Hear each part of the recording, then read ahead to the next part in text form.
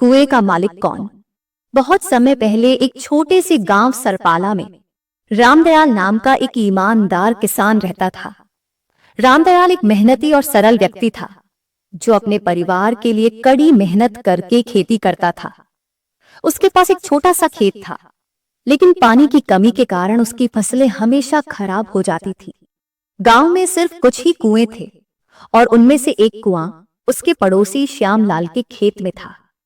श्यामलाल गांव का सबसे अमीर और चालाक व्यक्ति था, जिसे अपनी चालबाजी और धोखे के लिए जाना जाता था।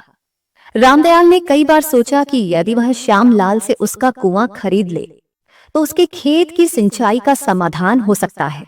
कई महीनों तक सोचने के बाद रामू ने अपनी बचत और कुछ कर्ज लेकर श्यामलाल से कुआं खरीदने का प्रस्ताव रखा।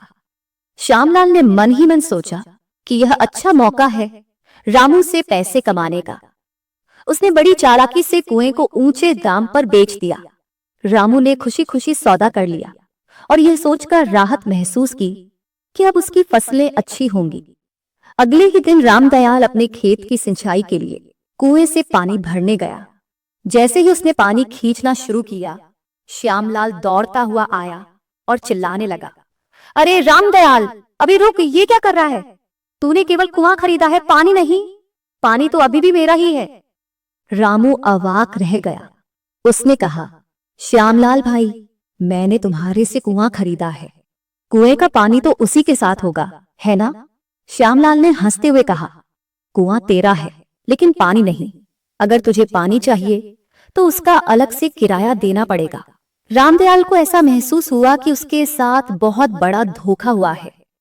उसने गांव के बुजुर्गों के पास जाकर न्याय की गुहार लगाई, लेकिन श्यामलाल की दबंगई के कारण कोई उसकी मदद करने को तैयार नहीं हुआ।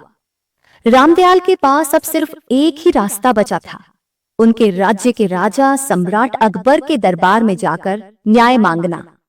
अगली सुबह रामदयाल अपनी शिकायत लेकर अकबर के दरबार में पहुंचा। वह सम्राट अकबर के सामने हाथ जोड़कर खड़ा हुआ और अपनी समस्या बताई।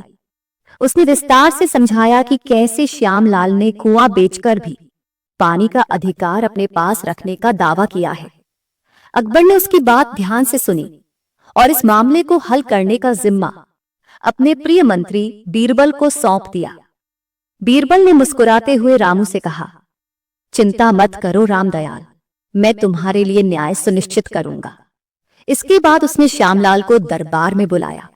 जब श्यामलाल आया तो वह अपनी चालाकी पर बहुत गर्व महसूस कर रहा था। उसने अकबर और बीरबल के सामने बड़े आत्मविश्वास से कहा, सम्राट जी, मैंने रामू को कुआं बेचा है, लेकिन कुएं का पानी नहीं, इसलिए पानी मेरा है और यदि रामू इसे उपयोग करना चाहता है तो उसे उसका किराया देना होगा। बीरबल ने श्यामलाल की बात को ध्यान से सुना और कुछ देर तक सोचते रहे। फिर उन्होंने बड़े शांति से कहा, तो यह सत्य है कि तुमने कुआं रामदयाल को बेच दिया है, लेकिन पानी नहीं? श्यामलाल ने गर्व से सिर हिलाया और कहा, जी हां, यही सच है।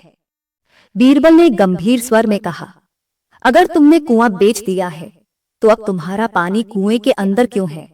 तुम्हें तुरंत अपना सारा पानी निकाल लेना चाहिए, क्योंकि वह कुआं अब रामदयाल का है। यदि तुम पानी नहीं निकाल सकते तो इसका मतलब यह है कि तुम रामदयाल के कुएं में अवैध रूप से कब्जा किए हुए हो। ऐसे में तुम्हें या तो पानी निकालना होगा या रामदयाल को इसके कुएं में पानी रखने का किराया देना होगा। श्यामलाल का चेहरा उतर गया। उसने महसूस किया कि वह अपनी ही चाल में फंस चुका है। उसने अकबर और बीरबल के सामने हाथ जोड़कर माफी मांगी और वादा किया कि वह रामदयाल को कुएं के पानी का पूरा अधिकार देगा। रामदयाल को उसका हक मिल गया और उसने बीरबल और सम्राट अकबर का धन्यवाद किया। ये घटना पूरे गांव में चर्चा का विषय बन गई। लोगों ने समझा कि ईमानदारी और न्याय का साथ हमेशा फलदायी होता है। वहीं श्यामलाल की धोखेबाजी की आदत के कारण उसकी प्रतिष्ठा बर्बाद हो गई।